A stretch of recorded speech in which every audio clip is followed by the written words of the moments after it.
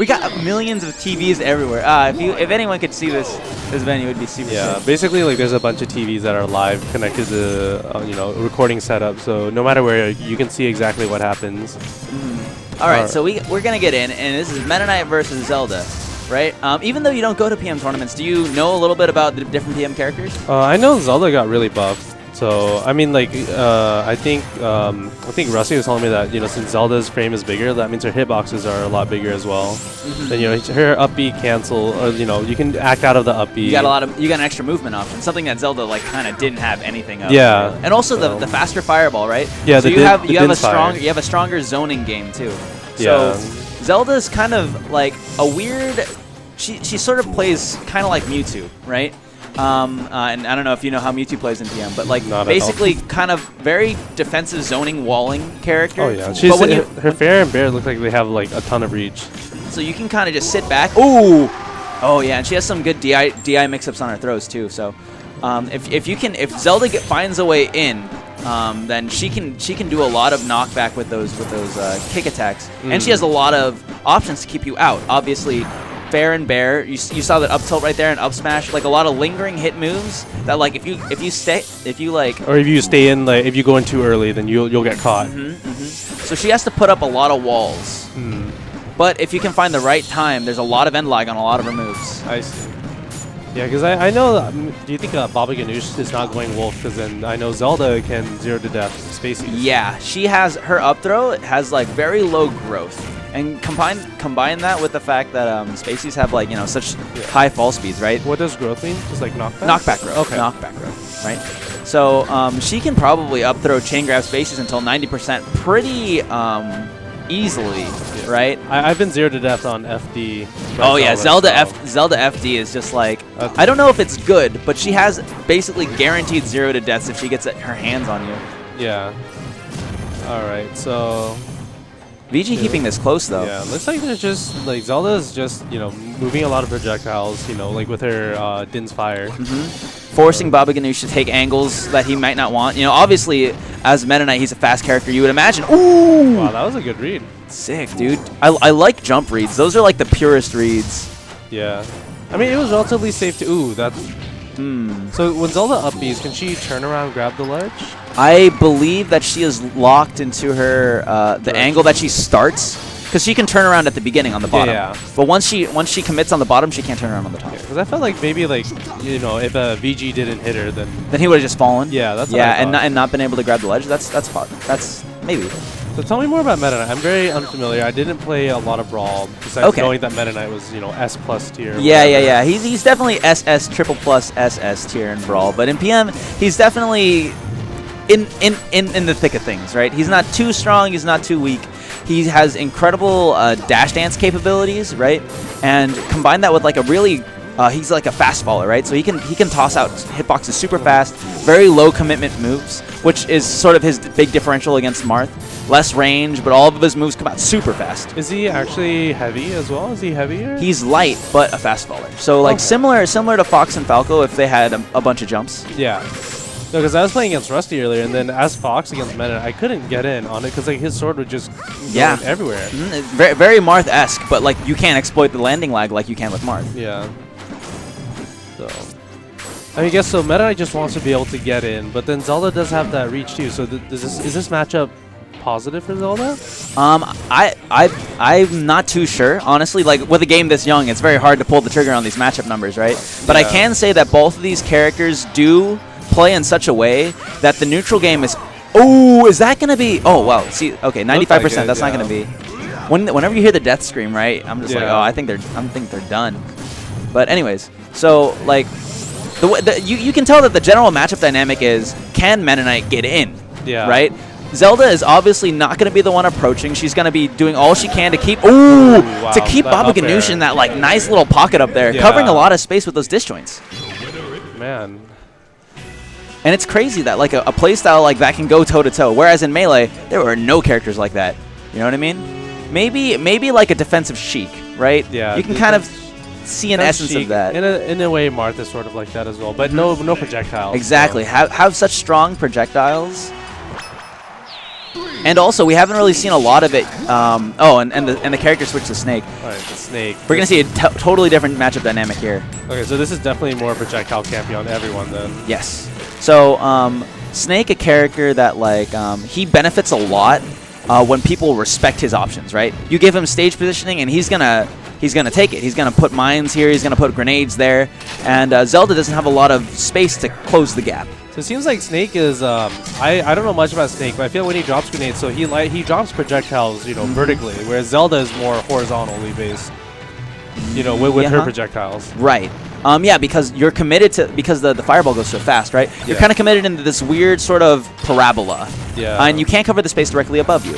But Snake, combined with the fact that he can act out of his cipher, right? So he can pluck grenades and stuff at any height, and he could drop them and stuff. He could drop C4s. Did he need to detonate his grenade there on himself? Maybe. It's hard to tell. Like, Babaganoush sends out so many projectiles so fast that it's hard for me to keep track of them sometimes. All right, but you can see VG is having trouble. Ooh. Oh, wow. Down smash. Down smash is very strong in PM. Yeah, they actually covered it pretty hard. Pretty cool. Let's see, so I thought, can Snake still do that, the Dacus up smash, the missile? Yes, he can still do it, but it gets less distance than it did in Brawl.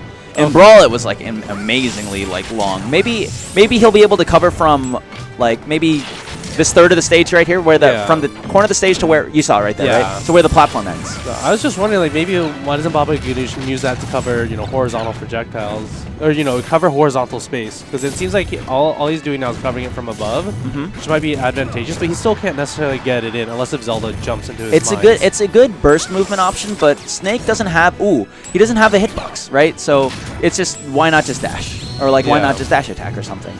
So it's a good option, and it covers a lot of space, but it's a very niche space. So you're shooting a projectile above you, but you're covering stage in front of you, but you don't have a hitbox. Yeah. Okay. Yeah. So basically, just you're vulnerable, like directly under. So if the space is open for you, right? Like let's say Babaganoush gets a nice nair, and that sends him at that nice 45. Yeah. He'll cover space and then also do a Dacus in order to cover the space above too. But as far as just the neutral game option, smash attack's typically not very useful in the neutral game. Seems like a poor option, that Dacus. Obviously, whenever I think poor option, you can think in the same breath, good mix-up, right? It's always a good way to mix up your opponent. VG having a lot of trouble with the Snake, though. You can tell, so that up B, that's like a delayed up B, or I didn't understand what that was. The transformation from Sheik into Zelda? Yeah, I wonder why he did that. I'm not too sure. VG sometimes tries to figure out whether he wants to go Sheik or Zelda mid-match. So, like, maybe that was just like, I wanted to be Sheik. And then, like, he got hit a couple times, like, okay, never mind, I actually want to be Zelda. So he chose the recovery time, the dead time during recovery to make that decision. Does Snake's dart gun, does the sleep scale with the percent damage? Yes, it scales with percent. Also, it's mashable. Ooh. So you can mash out of sleep in order to. So sometimes you'll see people like you'll look at the player cam and they'll have like really like. Yeah, that's just like Jigglypuff's thing as well. So. Except Jigglypuff's thing not very useful. Yeah. How does So how do you get grenades to stick on the player? Kind of like there's like a little, if you're in grab range, right? Sort of like as an approximation. If you're very close and Snake does a down B, it'll stick to the player. And an interesting thing is that it goes through shields too, right? So like let's say that Zelda is on a platform and she's shielding, expecting Snake to do an up smash or like one of those things. Snake can just full jump sticky through the shield and then be able to get his sticky through that way. Sticky is the name of the mine? Yeah, or the down B, the down B. Because he just jumps and then over there, his mine hitbox. Oh my god! Dude, what the heck is that fireball and explosion into second explosion, dude? My god. VG is actually keeping this closer. I thought this would be like a... at the beginning, it was kind of like a stomp fest, but right here... It was relatively even throughout the entire match. Yeah, it definitely looked slower paced, right? And VG spent a lot of time off stage, so that just sometimes gives me the wrong intuition that a character is losing. But wow, up smash into Downer. Downer has a sweet spot inside PM, so if you hit it, you can get a really sick, high damaging meteor. Ooh. Dang, that's it. Ooh, wow. Yeah, Babaganoush chose that time for when VG was being juggled. He could have followed it with like like chase him with an up air or something, continue the jungle, but he set up the down smash instead, using that juggle time as like the down smash is the multi-hit kick, right? The down smash for Snake is down air is the multi kick. That's right. But down smash is like he kind of leaves like it's sort of like a motion sensor bomb, right? Where it's triggered by proximity. It's a proximity mine, as opposed to one he can trigger with a input. I see. So there are a lot of weird projectiles with this character, man. Wait, so I thought how does stage banning work in 3 out of 5 sets compared to 2 out of 3? Stage banning in PM, because there are so many stages. 9, I believe. Yeah, in this current rule set there are 9, right? Melee obviously only having 6. Yeah. It doesn't make sense to have no bans in a 3 of 5 set. Okay, so basically 2 of 3s are the same thing as 3 of 5s. Okay, yeah, so it's just 2 bans.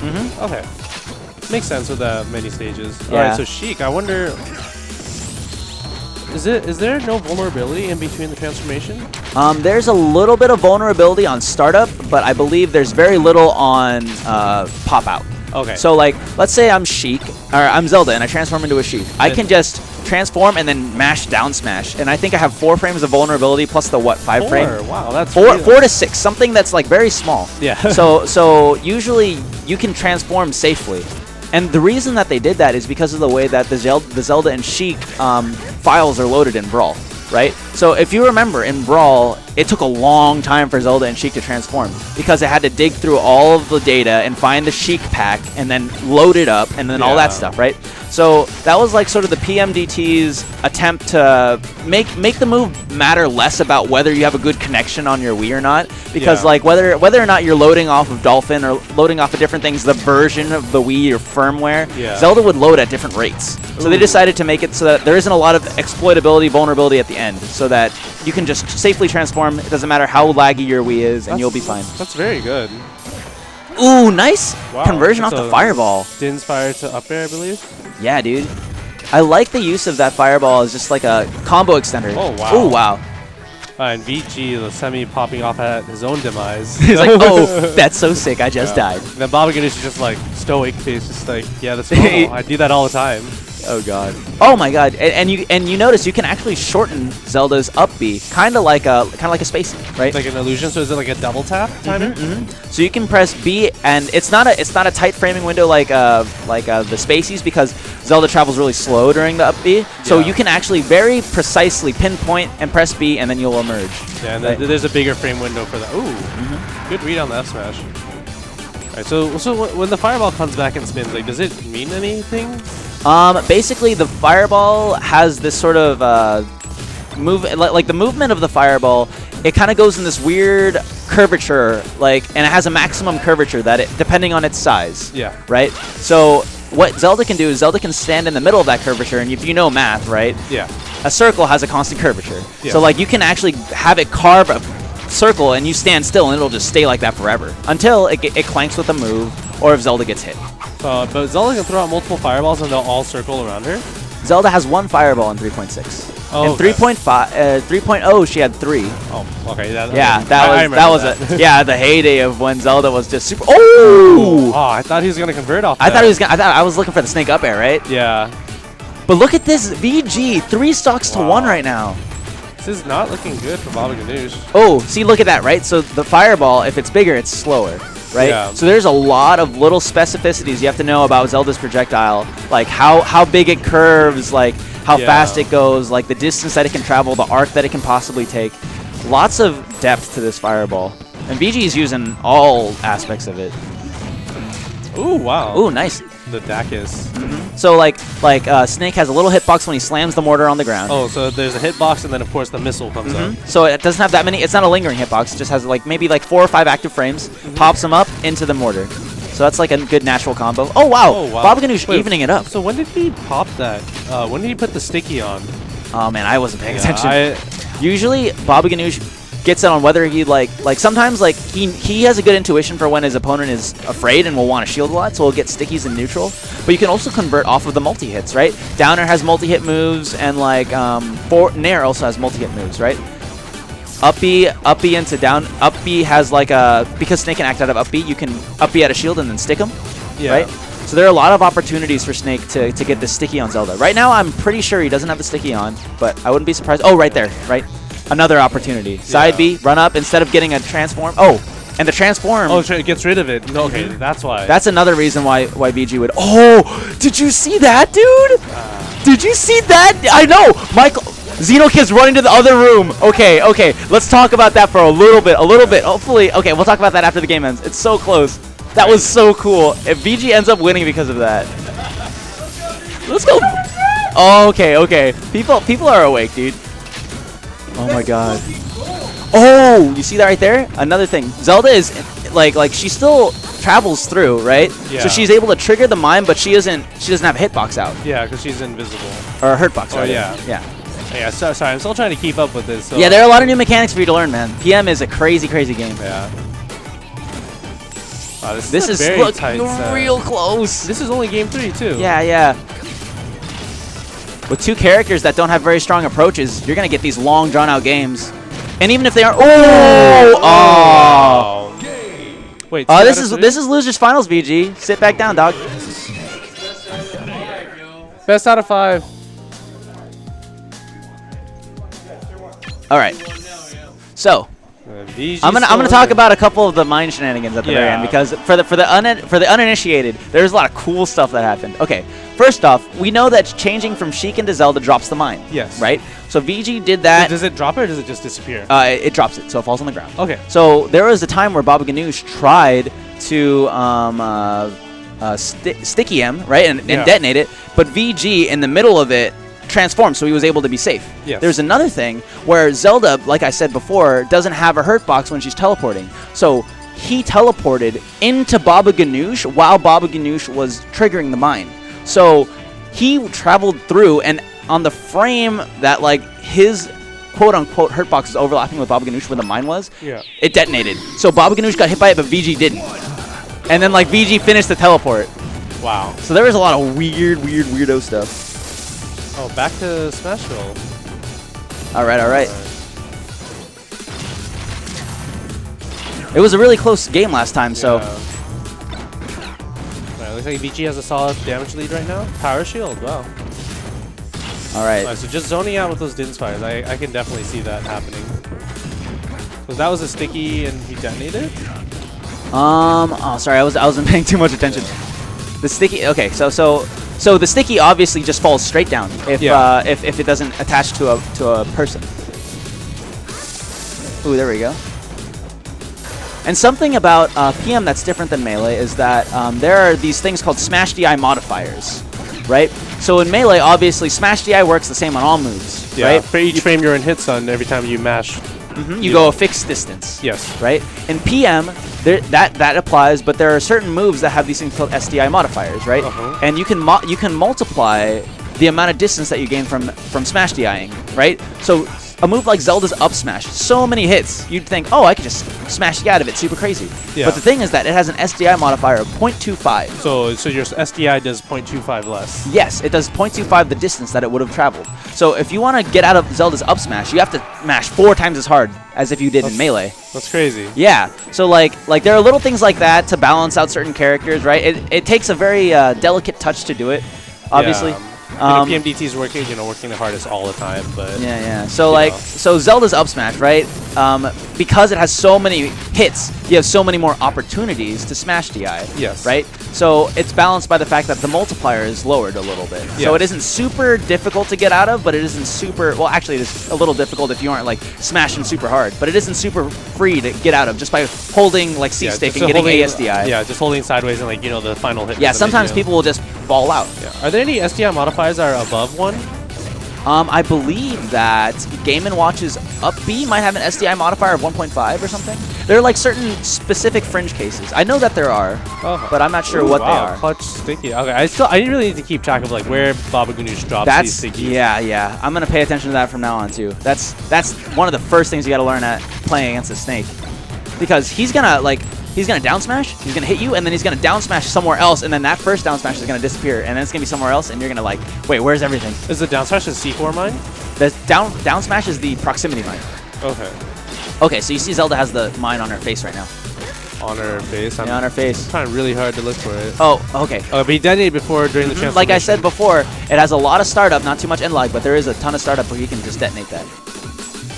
All right. Ooh, tons of explosions. Oh, and another. I felt like that was a very predictable dropping, a predictable fall from Babaganoush. Yeah. That was a very easy double jump bait, right? Yeah. I don't think Babaganoush should have fallen for that one. Ooh. I thought his Snake's down throw was a tech chase. It is. That's an up throw. Oh. The up throw is like the sort of suplex kind of thing. Yeah. All right, but it looks like Babaganoush is on track to take this 3-1. Yeah, and who's sitting in winner's side? Xenokids. Xenokids.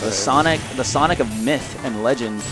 Xenokids is ranked 9th right now. Babaganoush is 3? Babaganoush, I believe, is 4. 4. Yeah, on the SDPR. Yeah, which is a sub-region of the SoCal. And then 1 is you. 1, I believe, is Staffy. 2 is me. 3 is Sneeze. Okay.